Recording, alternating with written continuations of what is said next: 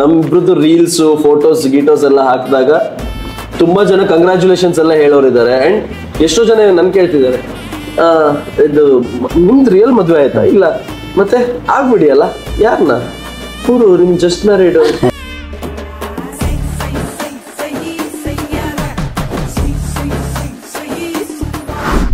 ರಾಘವೇಂದ್ರ ಚಿತ್ರವಾಣಿಯ ಸಮಸ್ತ ವೀಕ್ಷಕರ ನಮಸ್ಕಾರ. ನಾನು ನಿಮ್ಮ ರವಿ ಸಾಸ್ನೋರ್. ಸಿನಿಮಾಗಳು ನಮ್ಮನ್ನ ಕಾಡಬೇಕು, ಸಿನಿಮಾದ ಕಲಾವಿದರು ನಮ್ಮನ್ನ ಕಾಡಬೇಕು, ಸಿನಿಮಾದ ಕಾಂಟೆಂಟ್ ನಮ್ಮನ್ನ ಕಾಡಬೇಕು. ಆವಾಗ ಮಾತ್ರ ಮೌತ್ ಪಬ್ಲಿಸಿಟಿ ಮೂಲಕ ಸಿನಿಮಾನ ರೀಚ್ ಆಗುವಂತಹ ಸಂಖ್ಯೆ ಜಾಸ್ತಿ ಆಗುತ್ತೆ.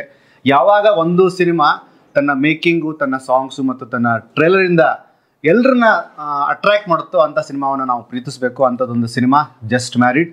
ಇವತ್ತು ನಮ್ಮ ಜೊತೆಗೆ ಇದ್ದಾರೆ ಅಂಕಿತಾ ಅಮರ್ ಮತ್ತು Shine Shetty. Thank you so much. Centre miss ಆಗಿದೆ ನನಗೆ. ಬಾಬಿ ಮೇಡಮ್ ಆಕ್ಚುಲಿ ಇರಬೇಕಾಗಿತ್ತು, ಬಿಸಿ ಇದ್ದಾರೆ. ಒಂದು ಸಿನಿಮಾ ಸೆಂಟರ್ ಮಿಸ್ ಆಗಿದೆ ಅಂದ್ರೆ ನಾನು ಅದೇ ಹೇಳೋಣ ಅನ್ಕೊಂಡೆ. ನಾವು ಜಸ್ಟ್ ಮ್ಯಾರಿಡ್ ಸರ್, ಸೆಂಟ್ರಲ್ ಕೂರ್ಸ್ಕೊಳ್ಳೋದಕ್ಕೆ ಇನ್ನೂ ರೆಡಿ ಆಗಿಲ್ಲ ಅಂತ. ಈ ತರದ ಡೈಲಾಗ್ಗಳಿಗೆ ವಿಷ್ಣು ಸರ್ ಹೇಳ್ತಾ ಇದ್ರು. ಅಂದ್ರೆ ಒಂದು ಸೀನ್ ಅನ್ನ ಆಕ್ಟ್ ಮಾಡ್ಬೇಕಾದ್ರೆ ಒಂದು ವಸ್ತು ಕೆಳಗೆ ಬಿದ್ದೋಗುತ್ತೆ. ಆ ವಸ್ತುನ ಎತ್ತಿ ಮೇಲಿಡೋದು ಒಂದು ಸೆನ್ಸ್ ಆಫ್ ಹ್ಯೂಮರ್ ಅಂತೆ. ಪಂಚ್ ಕೂಡ ವರ್ಕ್ ಆಗುತ್ತಂತೆ.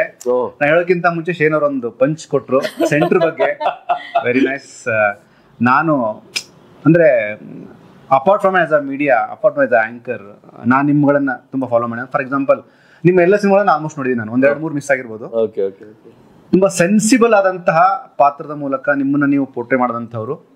ಜೊತೆಗೆ ಎಲ್ಲ ಅಭಿಮಾನಿಗಳಿಗೂ ಗೊತ್ತು ಎಕ್ಸಾಕ್ಟ್ಲಿ ವಾಟ್ ಈ ಶೈನ್ ಶೆಟ್ಟಿ ಅಂತ. ಬಹಳ ಖುಷಿ ಆಗುತ್ತೆ. Thank you so much. And Ankita, Ibbani Tabbida ಎಳೆಯಲ್ಲಿ ಅಂದ್ರೆ ತುಂಬಾ ಆಪ್ತವಾಗುವಂತ ಸಿನಿಮಾ. ಅದ ನಂತರ ಮೈ ಹೀರೋದಲ್ಲಿ ಕೂಡ ಮಾಡಿದ್ರಿ. ನಂಗೆ ತುಂಬಾ ಇಷ್ಟವಾದಂತಹ ಸಿನಿಮಾ ಅದು. ತುಂಬಾ ಒಂದ್ ಸಣ್ಣ ಪಾತ್ರ ಅದು. ಎಸ್, ಅಂಕಿತಾ ಬಂದು ಗುರು ಅಂದ್ರೆ ಡಸಂಟ್ ಮ್ಯಾಟರ್. ಮೈ ಹೀರೋ ಅಂತ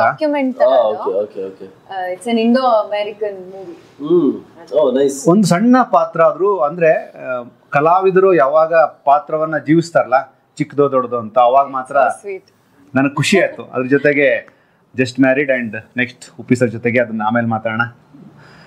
ಈ ಸಿನಿಮಾದ ಕಾಂಟೆಂಟು ಯಾವೆಲ್ಲ ಕಾರಣಕ್ಕೆ ನಿಮ್ಮ ಸಿನಿಮಾಗ್ರಾಫಿಗೆ ಪ್ಲಸ್ ಆಗುತ್ತೆ ಅಂಕಿತಾಗೆ ಅಂಡ್ ಶೈನ್ಗೆ? ಇದು ಫ್ಯಾಮಿಲಿ ಎಂಟರ್ಟೈನ್ಮೆಂಟ್. ಈಗ ನನ್ನ ಗ್ರಾಫ್ ಅಂತ ಮಾತಾಡೋದಾದ್ರೆ, ನಾನು ಟೆಲಿವಿಷನ್ ಕಡೆಯಿಂದ ಬಂದವಳು. ಹಾಗೆ ಸಾಕಷ್ಟು ಜನ ಮನೆಯಲ್ಲಿ ಹೆಣ್ಮಕ್ಳು ನನ್ನನ್ನ ಇಷ್ಟಪಟ್ಟಿರೋದುಂಟು ನಾನು ಟೆಲಿವಿಷನ್ ಇಂಡಸ್ಟ್ರಿಯಲ್ಲಿ ಇದ್ದಾಗ. ಹಾಗಾಗಿ ಇದು ನನ್ನ ಇನಿಷಿಯಲ್ ಡೇಸ್ ಆಫ್ ಸಿನಿಮಾ ಆಗಿರೋದ್ರಿಂದ ಇಬ್ಬನಿ ಬಂದಾಗ, Ibbani is the project which I wanted to act. ನನಗೆ ಇದು ಮಾಡಬೇಕು ಅಂತ ಅನ್ಸಿದಂತ ಚಿತ್ರ. ಜಸ್ಟ್ ಮ್ಯಾರಿಡ್ ಹೆಂಗೆ ಅಂದ್ರೆ, ಯಾರೆಲ್ಲ ನನ್ನ ಇಷ್ಟಪಡ್ತಾರೆ ಅವ್ರಿಗೋಸ್ಕರ ನಾನು ಇದನ್ನ ಮಾಡ್ಬೇಕಪ್ಪ. ಸೂಪರ್. ಎರಡು ಡೈಮೆನ್ಷನ್ಸ್. ಯಾಕಂದ್ರೆ ಅವ್ರಿಗೆ ನಾನು ಸ್ವಲ್ಪ ಡೈಲಾಗ್ಸ್ ನ ಹೇಳೋದು ಅಥವಾ ಜಾಸ್ತಿ ಪಟಪಟ ಅಂತ ಮಾತಾಡೋದು, ಎಕ್ಸೈಟೆಡ್ ಆಗಿರೋದು, ಇದೆಲ್ಲ ನಾನು ಕ್ಯಾಮ್ರಾ ಮುಂದೆ ಒಂದ್ ಕ್ಯಾರೆಕ್ಟರ್ ಅಲ್ಲಿ ಇದ್ದಾಗ ಇಷ್ಟಪಡ್ತಾರೆ ನನ್ನ ತುಂಬಾ. ಹಾಗಾಗಿ ಸಹನಾ ಪಾತ್ರ ಹಾಗಿತ್ತು. ನಾನು ತುಂಬಾ ಎಕ್ಸೈಟ್ಮೆಂಟ್, ಡಾಮಿನೆಂಟ್ ಆಗಿರೋದು, ಇವ್ನಿಗೆ ನೀನು ಅಂದ್ರೆ ನಾನು ನೀನ್ ಕಣೋ ಅನ್ನೋ ತರ ಈ ಒಂದು ವೈಬ್ ಏನಿದೆ. ಅಂಕಿತಾ ಹಾಗೆ ಸ್ಕ್ರೀನ್ ಅಲ್ಲಿ ಇರೋದನ್ನ ಅಂದ್ರೆ ಆಡಿಯನ್ಸ್ಗೆ ನೋಡೋಕ್ ಇಷ್ಟ. ಹಾಗಾಗಿ ಓಕೆ, ಒಂದ್ ಚಾನ್ಸ್ ಸಿಕ್ತಲ್ಲ ಅಂತ ಹೇಳಿದ್ದು. ಜೊತೆಗೆ ನನ್ ಗ್ರಾಫ್ ಬಗ್ಗೆ ಯೋಚನೆ ಮಾಡಿದಾಗ ಇದು ನನ್ನ 2ನೇ ಹೆಜ್ಜೆ ಅಷ್ಟೇ. ಹಾಗಾಗಿ ಇನ್ನು ನಾನು ಯಾವ ಗ್ರಾಫ್ ಅನ್ನು ನಾನು ಯೋಚನೆ ಮಾಡಿಲ್ಲ. ಎಲ್ಲಿ ಕರ್ಕೊಂಡು ಹೋಗಿ ಭಗವಂತ ನನ್ನ ಕೂರಿಸ್ತಾನೆ ಅಂತ ಅವ್ನ ಕೈಗೆ ಬಿಟ್ಬಿಟ್ಟಿದೀನಿ. ಬಟ್ ಬರೋದನ್ನೆಲ್ಲ ಬಾಚ್ಕೋಬೇಕು ಅನ್ನೋ ಒಂದು ಉದ್ದೇಶ ಖಂಡಿತ ಇದೆ. ಏನೇ ಇದ್ರೂ ಸಹ ನನಗೆ ಬಂದಿದ್ಯಾ, ಇದು ಬಂದಿರೋ ಆಪರ್ಚುನಿಟಿನ ನಾನು ಮಿಸ್ ಮಾಡ್ಬಾರ್ದು, ನಾನ್ ಮಾಡ್ಬಿಡ್ಬೇಕು ಅಂತ ಒಪ್ಕೊಂಡಿದ್ದೀನಿ. ನಾನು ಸುಮ್ಮನೆ ಒಂದು ಇಂಟರ್ ಕನೆಕ್ಟ್ ಆಗ್ತೀನಿ. ಇವತ್ತು ಶೈನ್ ಶೆಟ್ಟಿ, ನಾಳೆ ರಕ್ಷಿತ್ ಶೆಟ್ಟಿ, ನಾಡಿದ್ದು ರಿಷಬ್ ಶೆಟ್ಟಿ, ಆಚೆ ನಾಡಿದ್ದು ರಾಜ್ವಿ ಶೆಟ್ಟಿ.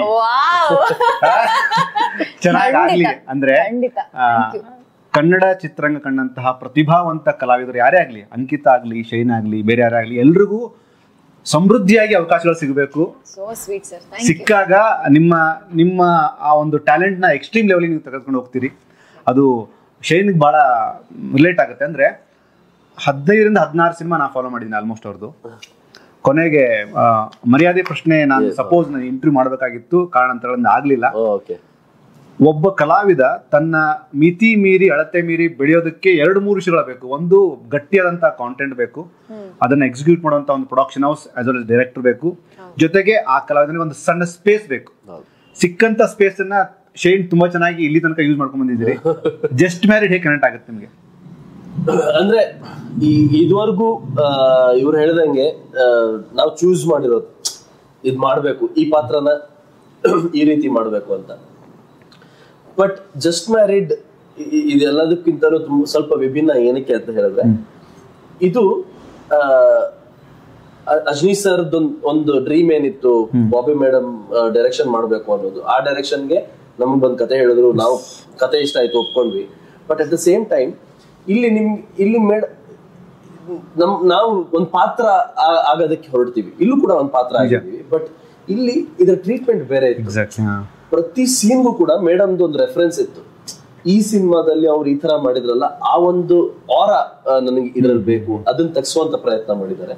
ಅಂಡ್ ಅದನ್ನ ನಾವು ಕೊಟ್ಟಿ ಅವ್ರಿಗೆ ಏನ್ ಈಗ ನಿರ್ದೇಶಕರು ಏನ್ ಹೇಳ್ತಾರೆ, so we are directors product sir. So director ಯಾವ ರೀತಿ ಅದನ್ನ ಆ ಪಾತ್ರನ ಕಂಡಿರ್ತಾರೆ, ಈ ತರ ಬೇಕು ಅಂತ ಹೇಳ್ತಾರೆ, ಅದನ್ನ ಮಾಡ್ತೀವಿ. ಸೊ ಅದನ್ನ ಕೊಟ್ಟಿದ್ದೀವಿ ಇಲ್ಲಿ. ಬಟ್ ಇದ್ರ ಹಿಂದಿನ ಎಲ್ಲಾ ಸಿನಿಮಾಗಳು, ಈವನ್ ಕಾಂತಾರನು ಸೇರಿ ಪ್ರತಿ ಸಿನಿಮಾನು ಕೂಡ ಪಾತ್ರ ಹೇಳಿದ್ದಾರೆ ಹೊರತು ಈ ಪಾತ್ರನ ಈ ತರ ಮಾಡಿ ಅಂತ ಯಾರು ಹೇಳಿಲ್ಲ. ಬಟ್ ಈ ಸಿನಿಮಾದಲ್ಲಿ ಮಾತ್ರ ಮೇಡಮ್ ನನ್ಗೆ ಈ ಪಾತ್ರ ಇದೇ ತರ ಮಾಡಿ ಅಂತ ಅವ್ರು ಮಾಡಿಸಿ ತಗ್ಸಿರುವಂತ ಪಾತ್ರ.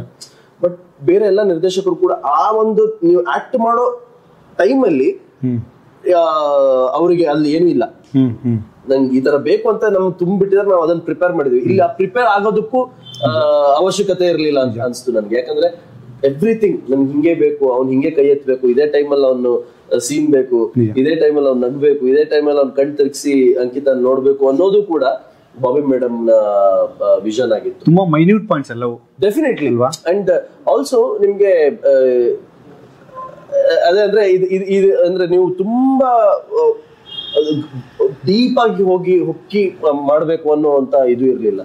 ಯು ಹ್ಯಾಡ್ ಲೈಕ್ ಒಂದ್ ಸ್ವಲ್ಪ ಅದನ್ನೆಲ್ಲ ಬೇಕಿತ್ತು, ಒಂದ್ ಸ್ವಲ್ಪ ಎಕ್ಸ್ಟ್ರಾ ಒಂದು ಸ್ಟೈಲ್, ಒಂದ್ ಸ್ವಲ್ಪ ಓವರ್ ಆಕ್ಟಿಂಗ್ ಸ್ಮಾರ್ಟ್ನೆಸ್ ಬೇಕಿತ್ತು ಇದ್ರಲ್ಲಿ. ಅಂಡ್ ಅದನ್ನ ತಗ್ಸಿದ್ದಾರೆ. ಮೇಲಾಗಿ ನಿಮ್ಮ ಮಾತಲ್ಲಿ ನನಗೆ ಒಂದ್ 2-3 ದೊಡ್ಡ ದೊಡ್ಡ ಸ್ಟಾರ್ಗಳು ಹೇಳಿದಂತ ಮಾತು ನನ್ ನೆನಪಾಯ್ತು. ಅಂದ್ರೆ ಶಿವಣ್ಣ ಕೂಡ ಹೇಳ್ತಾರೆ ಒಂದು ವೇದಿಕೆಯಲ್ಲಿ, ಸುದೀಪ್ ಸರ್ ಹೇಳ್ತಾರೆ, ದರ್ಶನ್ ಸರ್ ಹೇಳ್ತಾರೆ. ಏನ್ ಹೇಳ್ತಾರೆ ಅಂದ್ರೆ, ಸಿನಿಮಾಗಳು ಒಂದೇ, ಆ ಸಿನಿಮಾದ ಆ ನರೇಟಿವ್ ಪ್ರೊಸೆಸ್ಸು, ಆ ಕಾಂಟೆಂಟ್ ನ ಡೆಲಿವರಿ ಮಾಡೋ ಪ್ರೊಸೆಸ್ಸು ಎಲ್ಲವೂ ಡಿಪೆಂಡ್ ಆಗುತ್ತೆ ಕಲಾವಿದರಿಗೆ, ಟೆಕ್ನಿಷಿಯನ್ಸ್ಗೆ ಅಂತಂದ್ರು. ನನಗೆ ತುಂಬಾ ಕನೆಕ್ಟ್ ಆಗುತ್ತೆ. ಅಂದ್ರೆ ಪಾತ್ರವನ್ನ ಪಾತ್ರವಾಗಿ ಮಾಡೋದ್ರ ಜೊತೆಗೆ ನೀವು ಕನೆಕ್ಟಿವಿಟಿ ಆದಾಗ ಆಡಿಯನ್ಸ್ ಕೂಡ ಸೆಲೆಬ್ರೇಟ್ ಮಾಡ್ತಾರೆ 100% ಅಲ್ವಾ. ಅಂದ್ರೆ ಇದೊಂಥರ ಹೇಗೆ ಅಂದ್ರೆ, ಒಂದು ಮಗುಗೆ ನಾವು ಏನನ್ನ ತಿನ್ನಿಸ್ತೀವಿ ಅನ್ನೋದು ಮ್ಯಾಟರ್ ಆಗುತ್ತೆ ಅಲ್ವಾ. ಈಗ ಒಂದು ತಂದೆ ತಾಯಿ, ಈಗ ನನ್ನ ತಂದೆ ತಾಯಿ ನಂಗೆ ದಿನಾ ಗೋಬಿ ಮಂಚೂರಿ ತಗೊಂಡ್ ಬಂದ್ರೆ, ಅಥವಾ ದಿನಾ ಇಡ್ಲಿ ತಗೊಂಡ್ ಬಂದ್ರೆ, ದಿನಾ ಹೆಲ್ದಿ ಫುಡ್ ಕೊಡ್, ಏನನ್ನ ನಮ್ಗೆ ತಿನ್ನಿಸ್ತಾ ಇದಾರೆ ಅನ್ನೋದು ತುಂಬಾ ಮುಖ್ಯ ಆಗುತ್ತೆ. ಒಂದು ಪಾತ್ರಧಾರಿ ಆದಾಗ ಅಥವಾ ಒಂದು ಆಕ್ಟ್ರೆಸ್ ಆದಾಗ, ಒಂದು ಮಗುವಾಗಿ ನನ್ನ ಕೆಲಸ ಏನಂತಂದ್ರೆ, ನನ್ನನ್ನ ನಾನು ಹೆಲ್ದಿಯಾಗಿ ಇಟ್ಕೊಳ್ಳೋದು, ನಾನು ಯಾಕಂದ್ರೆ ಡೈಜೆಷನ್ ಕರೆಕ್ಟ್ ಆಗಿ ಮಾಡ್ಕೊಳ್ಳೋದಕ್ಕೆ, ಜೊತೆಗೆ ನನ್ನ ಬಾಡಿಗೆ ಎಷ್ಟು ಅನುಕೂಲವಾಗಿದೆ ಈ ಫುಡ್ ಅನ್ನೋದು ನನ್ನ ಬಾಡಿಗೆ ಮಾತ್ರ ಗೊತ್ತಿರೋದು. ಇದು ಒಂದು ಆರ್ಟಿಸ್ಟ್ಗೂ ಅಷ್ಟೇ, ಒಂದು ಕ್ಯಾರೆಕ್ಟರ್ ನ ಕೊಟ್ಟಾಗ ನನ್ನ ಗ್ರಹಿಕೆ ಬರೀ ಇಷ್ಟ ಇರುತ್ತೆ, ನಾನು ಇಷ್ಟು ಮಾಡ್ಬಲ್ಲೆ, ಇಷ್ಟು ಮಾಡ್ಬೋದೆ. ಬಟ್ ನನಗೆ ಏನ್ ಫೀಡ್ ಮಾಡ್ತಿದ್ದಾರೆ ಅನ್ನೋದು ತುಂಬಾ ಮುಖ್ಯ ಆಗುತ್ತೆ. ಅದು ನರೇಷನ್ ಇಂದ ಹಿಡಿದಾಗಿರ್ಬೋದು, ಸ್ಕ್ರಿಪ್ಟ್ ಇಂದ ಇರ್ಬೋದು, ಅಥವಾ ನನ್ನ ಕ್ಯಾರೆಕ್ಟರ್ ಹೀಗೆ ಬೇಕು ಹಾಗೆ ಬೇಕು. ಕೆಲವು ಸರ್ತಿ ಅದೇ most of the actors dream is to be directors actor. Actors director ಬೇಕು ಅನ್ನೋದಕ್ಕಿಂತ ಡೈರೆಕ್ಟರ್ಗೆ ನಾನು ಆಕ್ಟರ್ ಆಗಿರ್ಬೇಕು ಅನ್ನೋದು ಆಸೆ ಜಾಸ್ತಿ.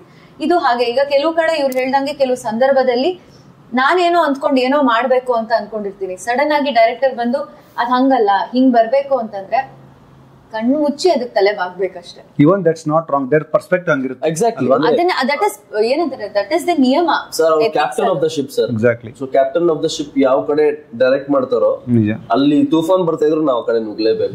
ಸೊ ಅಂಡ್ ಅದೇ ನಾನು ಹೇಳ್ತಿದ್ದೆ, ಒಂದು that's how I follow. So cinema ಮಾಡ್ಬೇಕಾ ಮಾಡಬಾರ್ದಾ ಅನ್ನೋ ತನಕ ಮಾತ್ರ ನಮ್ ನಿರ್ಧಾರ ಆಗಿರ್ಬೇಕೆ ಹೊರತು, ಮಾಡ್ತೀನಿ ಅಂತ ನಿರ್ಧಾರ ಮಾಡಿ ಮುಂದೆ ಹೋದ್ಮೇಲೆ ಮತ್ತೆ ನೀವು ಸಂಶಯ ಪಡಬಾರ್ದು. Super super fantastic. ಸೊ ತಪ್ಪಾಗ್ಲಿ ಸರಿಯಾಗ್ಲಿ, ಚೆನ್ನಾಗಿರ್ಲಿ ಚೆನ್ನಾಗಿಲ್ದೇ ಇರ್ಲಿ, ನೀವು ನಿರ್ಧಾರ ತಗೊಂಡಾಯ್ತು. So you can fail your own decision. And ನಾನು ಅದೇ ಅಂದ್ರೆ ಪ್ರತಿ ಸಿನಿಮಾನು ಈಗ ನೀವು ಏನೆಲ್ಲ ಸಿನಿಮಾ ನೋಡಿದೀರಾ, ಪ್ರತಿ ಸಿನಿಮಾ ಆದ್ಮೇಲೂ ಇನ್ನೊಂದು ವಿಭಿನ್ನ ಪಾತ್ರನ ಹುಡುಕೋ ಪ್ರಯತ್ನ ಪಟ್ಟಿದ್ದೀನಿ, ಇನ್ನೊಂದು ಬೇರೆ ತರ. ಅಂಡ್ ಇದು ಕೂಡ ಒಂದು ವಿಭಿನ್ನವಾದಂತ ಸಿನಿಮಾ. ಅಂಡ್ ಆಲ್ಸೋ ನನ್ನ ಫಸ್ಟ್ ಮೈನ್ ಲೀಡ್ ಆಗಿ ಮಾಡ್ತಿರುವಂತ ಮೊದಲನೇ ಸಿನಿಮಾ ಕನ್ನಡದಲ್ಲಿ. ಸೊ ಇದ್ರ ಹಿಂದೆ ನಾನು ಈ ತರದ್ ಯಾವ್ದು ಪಾತ್ರಗಳನ್ನೂ ಮಾಡಿಲ್ಲ, ಈ ತರ ಸಿನಿಮಾಗಳಲ್ಲೂ ಎಲ್ಲೂ ನನ್ಗೆ ಅವಕಾಶನೂ ಸಿಕ್ಕಿಲ್ಲ. ಇದ್ರ ನೆಕ್ಸ್ಟ್ ಈ ತರ ಮಾಡ್ತೀನ ಇಲ್ಲೋ ಗೊತ್ತಿಲ್ಲ. ಪ್ರಾಕ್ಟಿಕಲ್ ಅಂದ್ರೆ ನನ್ಗೆ ಇದ್ರ ಹಿಂದೆ ಈ ತರದ್ ಯಾವ್ದು ಮಾಡಿಲ್ಲ, ಇವಾಗ ಇದ್ ಮಾಡಿದೀನಿ. ಇದ್ರ ನಂತರ ಇಮಿಡಿಯೇಟ್ ನಾನು ಈ ತರ ಮಾಡೋದಕ್ಕೆ ಖಂಡಿತ ಇಷ್ಟಪಡಲ್ಲ. ಬೇರೆ ಏನಾದ್ರು ಒಂದು ಹೊಸ ಜಾನರ್ ನೋಡೋಣ, ಒಂದು ಹೊಸ ರೀತಿಯ ಅಪ್ರೋಚ್ ಇಟ್ಕೊಂಡು ಹೆಂಗ್ ಹೋಗ್ತಾ ಇದ್ವಿ ಅದೇ ಅಪ್ರೋಚ್ ಅಲ್ಲಿ ಡೆಫಿನೆಟ್ಲಿ ಹೋಗೋದಕ್ಕೆ ಪ್ರಯತ್ನ ಪಡ್ತೀನಿ. ಬಟ್ ಇಲ್ಲಿ ಒಂದು ಬ್ಯೂಟಿಫುಲ್ ಆಗಿರುವಂತ ಒಂದು ಕನ್ಸರ್ನ್ ಇತ್ತು ಪ್ರತಿಯೊಬ್ಬರ ಮೇಲೆ. ಹೆಂಗೆ ಅಜನೀಶ್ ಸರ್ಗೆ ಬಾಬಿ ಮೇಡಮ್ ಡೈರೆಕ್ಟರ್ ಆಗ್ಬೇಕು ಅನ್ನೋದಿತ್ತು, ಅಂಡ್ ಅವ್ರು ಡೈರೆಕ್ಟರ್ ಆಗ್ಬೇಕು ಅನ್ನೋ ಕನ್ಸಿಗೆ ಅವ್ರು ಯಾವ ರೀತಿ ಸಪೋರ್ಟ್ ಮಾಡ್ತಿದ್ದಾರೆ, ನಮಗೂ ಕೂಡ ಅವಕಾಶ ಕೊಡ್ತಾ ಇದ್ದಾರೆ ಅದ್ರಲ್ಲಿ ಆಕ್ಟ್ ಮಾಡಿ ಅಂತ. ಸೊ ನಮಗೂ ಕೂಡ ಮೇಡಮ್ ಏನೋ ಮಾಡ್ಬೇಕು ಅಂತ ಹೊರಟಿದ್ದಾರೆ, ನಾವು ಜೊತೆಗೆ ನಿಂತ್ಕೊಳ್ಳೋಣ, ನಾವು ಜೊತೆಗೆ ಒಂದು ಸಿನಿಮಾ ಮಾಡೋಣ, ಒಂದು ಟೀಮ್ ಆಗಿ ನಿಂತ್ಕೊಳ್ಳೋಣ ಅನ್ನೋಂತ ಒಂದು ಆಸೆ ಆಕಾಂಕ್ಷೆ ನಮಗೂ ಇತ್ತು. That's how just married. ನನಗೆ ತುಂಬಾ ಚೆನ್ನಾಗಿ ನೆನಪಿದೆ, ಮಾರ್ಚ್ 7 ಅಥವಾ 8 ಡೇಟು 2022. ಜೇಮ್ಸ್ ಮಾರ್ಚ್ 17 ರಿಲೀಸ್ ಆಗ್ಬೇಕಾಗಿತ್ತು. ಆ ಟೈಮಲ್ಲಿ ಅಪ್ಪೋಣನ್ ಬಗ್ಗೆ ಒಂದಷ್ಟು ಬೈಟ್ಸ್ ತಗೋಣ ಜೇಮ್ಸ್ ಬಗ್ಗೆ ಅಂತ ನಾನು ಅಜನೀಶ್ ಅವ್ರಿಗೆ ಫೋನ್ ಮಾಡಿದೆ. ಐ ಥಿಂಕ್ JP ನಗರದಲ್ಲೆಲ್ಲ ಅವ್ರ ಸ್ಟುಡಿಯೋ ಇತ್ತು. ನನಗೆ ಈಗ ರೀಸೆಂಟ್ ಅಲ್ಲೇ ಹೋದೆ. ಬಾಬಿ ಮೇಡಮ್ ಕೂಡ ಇದ್ರು, ನನಗೆ ಗೊತ್ತಿರಲಿಲ್ಲ ನಾವಾಗ. ಅಜನೀಶ್ ಸರ್ದು ಬೈಟ್ಸ್ ತಗೊಂಡು ಆಚೆ ಬರ್ಬೇಕಾದ್ರೆ ರವಿ ಸರ್ CR ಬಾಬಿ ಅಂತ ಸಿನಿಮಾ ಪ್ಲಾನ್ ಮಾಡ್ತಿದ್ದಾರೆ ಅಂತ ಅಂದಿದ್ರು. ನನಗೆ ನನ್ನ ನೆನಪಿದೆ, 100% ನೆನಪಿದೆ. ನನಗೆ ಅಲ್ಲಿ ತುಂಬಾ ಸ್ಪಾರ್ಕ್ ಆಗಿದ್ದು ಬೇಕು ಗುರು ಲೇಡಿ ಡೈರೆಕ್ಟರ್ಗಳು. ಅಂದ್ರೆ ಮಹಿಳಾ ನಿರ್ದೇಶಕಿಯರು ಎಷ್ಟು ಜನ ಬರ್ತಾರೋ ಅಷ್ಟು ಒಂದು ಅಥೆಂಟಿಕ್ ಆದಂತ ಕಥೆಗಳು ಅವ್ರ ಮೂಲಕ ಆಚೆ ಬರ್ತವೆ. ವೆದರ್ ಇಟ್ ಈಸ್ ಕಮರ್ಷಿಯಲ್ಲೋ ಥ್ರಿಲ್ಲರೋ ಡಸಂಟ್ ಮ್ಯಾಟರ್. ಆಗ್ಲೇ ನನಗೆ ಅಜನೀಶ್ ಸರ್ ಹೇಳಿದ್ರು ಡೈರೆಕ್ಟರ್ ಆಗ್ತಾರೆ ಅಂತ. ನಾನು ನೆನ್ಸ್ಕೋತೀನಿ ಇವತ್ತು. ಈ ಡೈರೆಕ್ಟರ್ ಪರ್ಸ್ಪೆಕ್ಟಿವ್ ನೀವು ಬಹಳಷ್ಟು ಜನ ನೀವು ಕೆಲಸ ಮಾಡೋದ್ರಿಂದ ಅವರ ವರ್ಕ್ ಫಾರ್ಮೆಟ್ ಹೇಗೆ ನಿಮ್ಮನ್ನ ಎನರ್ಜಿ ಕೊಡ್ತಾ ಬಂತು ಸೆಟಲ್ ಎಲ್ಲ ಬಾಬಿ ಅವ್ರದ್ದು? ಅದೇ ಅಂದ್ರೆ ನಾವು ತುಂಬಾ ಸಲ ಮೆನ್ಷನ್ ಮಾಡಿದೀವಿ ದಟ್ ಈವನ್ ಅವರು ಕೂಡ ಮ್ಯೂಸಿಕ್ ಕಂಪೋಸಿಂಗ್ ಎಲ್ಲ ಮಾಡ್ತಾ ಇದ್ರು ಮುಂಚೆ. ಸೊ ಈ ಎವ್ರಿ ಸೀನ್ಗೂ ಕೂಡ ಅವರೊಂದು ಮ್ಯೂಸಿಕ್ ಪ್ಲೇ ಮಾಡಿ, ರೆಫರೆನ್ಸ್ ಮ್ಯೂಸಿಕ್ ಪ್ಲೇ ಮಾಡಿ, ನಂಗೆ ಈ ಫೀಲ್ ಅಲ್ಲಿ ಈ ಪಾತ್ರ ನಿಮ್ ಇಮೋಷನ್ಸ್ ಬೇಕು ಅಂತ ಹೇಳಿದ್ರೆ ಡೆಫಿನೆಟ್ಲಿ ನಾವೇ ಒಂದ್ ಸಿನಿಮಾ ನೋಡ್ಬೇಕಾದ್ರೆ ಅದು ಆ ಮ್ಯೂಸಿಕ್ ಹೆಂಗಿರುತ್ತೆ ಆ ತರ ರಿಯಾಕ್ಟ್ ಮಾಡ್ತಾ ಇರ್ತೀವಿ ನಾವು, ಇಮೋಷನಲ್ ಆಗ್ತೀವಿ, ನಗ್ತೀವಿ. ಸೊ ನಮ್ ಪ್ಲೇ ಮಾಡೋ ಆಕ್ಟರ್ ಗಳಿಗೆ ಆ ಮ್ಯೂಸಿಕ್ ಕೊಟ್ಬಿಟ್ರೆ ಇನ್ನಿಷ್ಟು ಚೆನ್ನಾಗಿ ಡಬಲ್ ಎನರ್ಜಿ. ಎಕ್ಸಾಕ್ಟ್ಲಿ. ಸೊ ಆತರ ಎನರ್ಜಿ ಕೊಟ್ಟಂತ ಡೈರೆಕ್ಟರ್. ಅಂಡ್ ಒಂದ್ 7 ವರ್ಷ ಒಂದ್ ಸ್ಕ್ರಿಪ್ಟ್ ಕೆಲಸ ಮಾಡಿ ಅದನ್ನ ಸಿನಿಮಾ ಮಾಡಬೇಕು ಅಂತ ಬಂದಾಗ ಅಂದ್ರೆ ತುಂಬಾ ಕನ್ಸಿಟ್ಕೊಂಡಿದ್ದಾರೆ. And she is given her best. ಅವರ ಐ ಥಿಂಕ್ ಅವರ ಲಾಸ್ಟ್ ಬೆಸ್ಟೆಸ್ಟ್ ಎಫರ್ಟ್ ಅನ್ನ ಈ ಸಿನಿಮಾಗೆ ಕೊಟ್ಟಿದ್ದಾರೆ. ಅಂಕಿತಾ ಅವರ ಟೆಲಿವಿಷನ್ ಅಲ್ಲಿ ಅಂದ್ರೆ ಸೀರಿಯಲ್ ನಮ್ಮನೆ ಯುವರಾಣಿ ಅಂದ್ರೆ ಇವತ್ತಿಗೂ ನಮ್ಮ ನಾರ್ತ್ ಕನ್ನಡದಲ್ಲಿ ನಂದು ಬಿಜಾಪುರ ಆಗಿರೋದ್ರಿಂದ ಬಿಜಾಪುರ ಬಾಗಲಕೋಟೆ ಕಡೆಲ್ಲ ನಮ್ಮನೆ ಯುವರಾಣಿ ಬಂದಾಗೆಲ್ಲ ಕ್ರೇಜಿ ಸ್ಟಾರ್ ರವಿಚಂದ್ರನ್ ಅವರ ನಮ್ಮೂರ ಯುವರಾಣಿ, ನಾನು ಅದು ನಮ್ಮೂರ ಯುವರಾಣಿ ಅದಲ್ಲ, ಇದು ನಮ್ಮನೆ ಯುವರಾಣಿ. ಅದು ಏನೇ ಆಗ್ಲಿ ಆ ಹುಡುಗಿ ಮಸ್ತ್ ಅಳಗುರು, ಚಂದದ ಅಳಗುರು. ಅಂದ್ರೆ ಇದನ್ನೆಲ್ಲವೂ ನಾನು ಲೈವ್ ಅಲ್ಲಿ ನೋಡಿದೀನಿ, ಅದನ್ನ ಕೇಳಿಸ್ಕೊಂಡಿದೀನಿ. ಈ ತರದ ಒಂದು ಅನ್ಕಂಡೀಷನಲ್ ಲವ್ ಸಿಕ್ಕಾಗ ಹೇಗೆ ರಿಯಾಕ್ಟ್ ಮಾಡ್ತೀರಾ? ಆಮೇಲೆ ಹೇಗೆ ಎನರ್ಜಿ ಕೊಡುತ್ತೆ ನಿಮ್ಗೆಲ್ಲ? ಅಯ್ಯೋ ನನ್ಗೆ ಹೇಳಕ್ಕೆ ಗೊತ್ತಿಲ್ಲ ಇದನ್ನೇನ. Ankita is getting emotional. It's about exactly ಆಗ್ಬೇಕದು. ಅಂದ್ರೆ ನನ್ಗೆ ಇದನ್ನ ನಿಜವಾಗ್ಲೂ ನಡೆಯುತ್ತಾ ಅನ್ನೋ ತರ ಅನ್ಸುತ್ತೆ ಅಷ್ಟೇ. ಈಗ ನೀವ್ ಹಿಂಗ್ ಹೇಳುವಾಗ ನಿಜವಾಗ್ಲೂ ಈ ತರ ಜನ ಇದಾರ, ನಿಜವಾಗ್ಲೂ ಟಿವಿಲ್ ನೋಡಿ ನನ್ ಬಗ್ಗೆ ಹಿಂಗ್ ಮಾತಾಡ್ತಾರ ಅನ್ನೋ ಒಂದು ಥಾಟ್ ಅಲ್ಲೇ ನಾನು ಸ್ವಲ್ಪ ಹೊತ್ತಿರ್ತೀನಿ. ಅದಾದ್ಮೇಲೆ ಖುಷಿ ಆಗುತ್ತೆ ಸರ್. ಎಲ್ಲ ಭಗವಂತನ ಇಚ್ಛೆ ಒಂದ್ ನಾನು ಹೇಳೋದು. ಆಮೇಲೆ ನಮ್ ತಂದೆ ತಾಯಿ ಅನುಗ್ರಹ. ನಾನು ಈ ಒಂದು ಹಂತಕ್ಕೆ ಬಂದು ಕ್ಯಾಮ್ರಾ ಮುಂದೆ ನಿಂತ್ಕೊಂಡು ಆಕ್ಟ್ ಮಾಡೋದಾಗ್ಲಿ, ಜನರನ್ನ ಮನ್ಸನ್ ಮುಟ್ಟೋದಾಗ್ಲಿ, I think it is all ದೇವ್ರ ಬ್ಲೆಸ್ಸಿಂಗ್ ಅಷ್ಟೇ ಒಂದು. ಬಟ್ ಖುಷಿ ವಿಷಯದ ಮಾತಾಡ್ಬೇಕು ಅಂತಂದ್ರೆ ನಾನು ಎಷ್ಟು ಥ್ಯಾಂಕ್ಸ್ ಹೇಳಿದ್ರು ಸಾಕಾಗೋದಿಲ್ಲ ಅಷ್ಟೇ. ಹಿಂಗೆ ನೋಡ್ತೀರಿ, ನಾನು ಹಾಡುವಾಗ ನೋಡಿ, ನಾನು ಡಾನ್ಸ್ ಮಾಡುವಾಗ ನೋಡಿ, ನಾನು ಆಕ್ಟಿಂಗ್ ಮಾಡುವಾಗ ನೋಡ್ತಾ ಇರಿ. ನೀವ್ ಖುಷಿ ಪಟ್ರೆ ಸಾಕು, ನನ್ಗೆ ಇನ್ನೇನಿಲ್ಲ.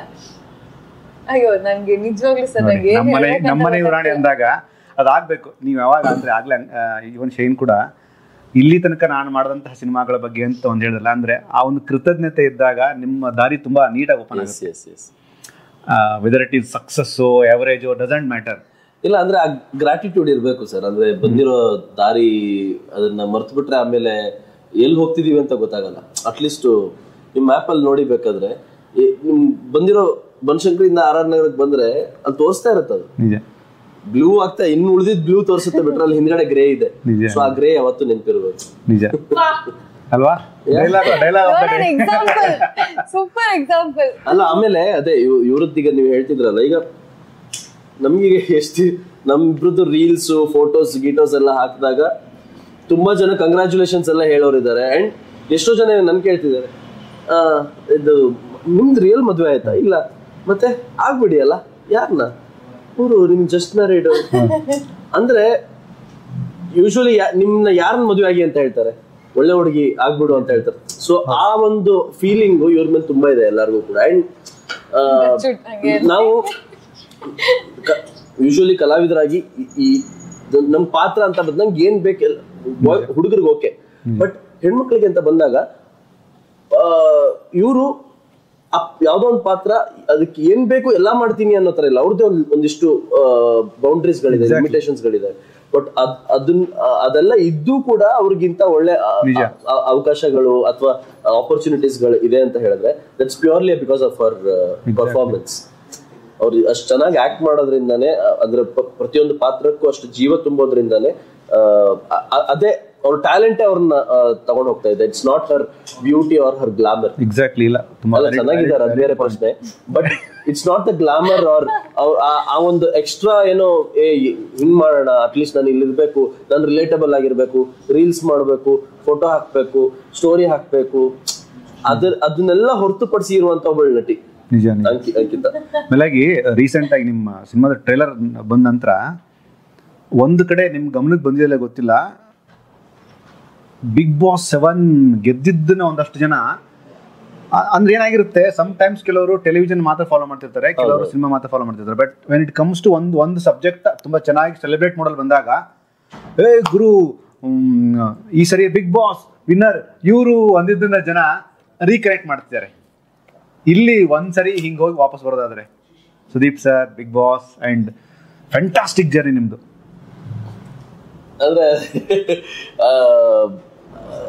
ಅಂದ್ರೆ that's a journey lived.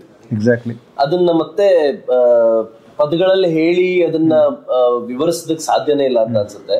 And ಬದುಕಿ ಬಿಟ್ಬಿಟ್ಟಿದೀನಿ ಅವತ್ತು. ಸೂಪರ್. ಈವನ್ ಒಳಗಡೆ ಹೋಗ್ಬೇಕಾದ್ರೂ ಕೂಡ ಅಂದ್ರೆ ಯಾವುದೇ ಅಪೇಕ್ಷೆ ಇಲ್ಲದೆ ಗೆಲ್ಲಬೇಕು, ಫೈನಲ್ ಕಪ್ ಗೆಲ್ಬೇಕು ಅನ್ನೋದು ಉದ್ದೇಶ ಇರ್ಲಿಲ್ಲ. ಬಟ್ ಪ್ರತಿ ದಿವಸ ನಾನು ಅಲ್ಲಿ ಏನ್ ಜೀವನ ಮಾಡ್ತಾ ಇದ್ದೀನಿ ಅಲ್ಲಿ ಗೆಲ್ಬೇಕು ಅನ್ನೋದು. ನೀವು ಇವತ್ತು ಸರ್ ನನ್ನ ಇವತ್ತಿನ ದಿವಸ ಏನೆಲ್ಲ ಮಾಡ್ತಾ ಇದ್ದೀನಿ ಅಂದ್ರೆ ಎಲ್ಲದ್ರಲ್ಲೂ ಗೆಲ್ಬೇಕು ಅನ್ನೋದು ಉದ್ದೇಶ ಮಾತ್ರ ಇರೋದೆ. ನಾನು ನಿನ್ನೆ ಎಷ್ಟು ಚೆನ್ನಾಗಿ ಬದುಕಿದೀನಿ, ನಾಳೆ ಇನ್ನೂ ಅದಕ್ಕಿಂತ ಬೆಟರ್ ಆಗಿ ಬದುಕಬೇಕು ಅನ್ನೋಂತ ಪಾಠನ ಕಲ್ತಿದ್ದೆ ಆ 112 ದಿವಸದಲ್ಲಿ. ತುಂಬಾ ಸೈದ್ಧಾಂತಿಕ ಸತ್ಯ. ಅಷ್ಟೇ ಮಾಡೋದಕ್ಕೆ ಸಾಧ್ಯ, ದೇವ್ರ ಹತ್ರ ಅಷ್ಟೇ ಕೇಳೋದಕ್ಕೆ ಸಾಧ್ಯ. ನಾಳಿನ ದಿವಸ ನನಗೆ ಆಯುಷ್ಯ ಇದೆ ಇಲ್ಲೋ ಗೊತ್ತಿಲ್ವಲ್ಲ, ಸೊ ನಾಳೆ ಬಗ್ಗೆ ಕೇಳಕ್ಕಾಗಲ್ಲ. ನಾನು ನಿನ್ನೆ ಹಿಂಗ್ ಬದುಕಿದ್ದೆ, ಅದು ಹೆಂಗೋ ಆಗೋಗಿದೆ, ಇಟ್ಸ್ ಪಾಸ್ಟ್. ಸೊ ಫ್ಯೂಚರ್ ಬಗ್ಗೆ ಕೇಳಿ ಏನು ಮಾಡಕ್ಕಾಗಲ್ಲ. ಬಟ್ ಪ್ರೆಸೆಂಟ್ ಇವತ್ತಿನ ದಿವಸ ಏನಿದೆ, ಸೊ ಬಿಗ್ ಬಾಸ್ ಅಲ್ಲಿ ಅದನ್ನೇ. ಬಟ್ ಅದ ಹೊರಗಡೆ ಬಂದ್ಮೇಲೆ ಹಂಗೆ ಅನ್ಸ್ತು, ಯಾಕೆ ನಾನು ರಿಯಲ್ ಲೈಫ್ ಅಲ್ಲಿ ಹಿಂಗ್ ಕೇಳೋದೇ ಇಲ್ವಲ್ಲ.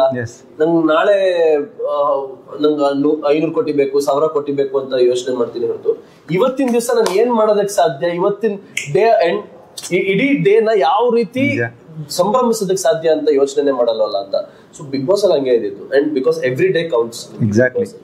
ಸೊ ನಾನು ಇವತ್ತು ಹಿಂಗ್ ಚೆನ್ನಾಗಿ ಬದುಕ್ತೀನಿ ಅನ್ನೋದ್ರ ಮೇಲೆನೆ ಜನರು ನಿಮ್ಮನ್ನ ನೋಡ್ತಾರೆ, ಜನರು ನಿಮ್ಮನ್ನ ಜಡ್ಜ್ ಮಾಡ್ತಾರೆ. ನೀವು ನಾಳೆ ಏನ್ ಮಾಡ್ತೀರಾ ಅಂತ ನಾಳೆ ನಿಮ್ಗೆ ಅವಕಾಶ ಕೊಟ್ರೆ ತಾನೇ ನೀವು. ಇವತ್ ನೀವು ಚೆನ್ನಾಗಿ ಎಂಟರ್ಟೈನ್ ಮಾಡಿದ್ರೆ ನೀವು ನಾಳೆ ಇರ್ತೀರಾ. So it's life is also like that. ಇವತ್ತಿಷ್ಟು ಚೆನ್ನಾಗಿ ಬದುಕಿದಾನ ಇವನು, ಹಂಗಂದ್ರೆ ಪರವಾಗಿಲ್ಲ ಇವನನ್ನ ನಾಳೆಗೆ ಪ್ರಮೋಟ್ ಮಾಡೋಣ. ವೇಸ್ಟ್ ಮಾಡ್ತಾ ಇದ್ದಾನೆ ಟೈಮ್, ಕರ್ಸ್ಕೊಳ್ಳಿ ಅವನ್ನ ವಾಪಸ್ ಅಲ್ವಾ. ಎಲ್ಲದಕ್ಕೂ ಲೇಟ್ ಆಗುತ್ತೆ. One of the best reality shows.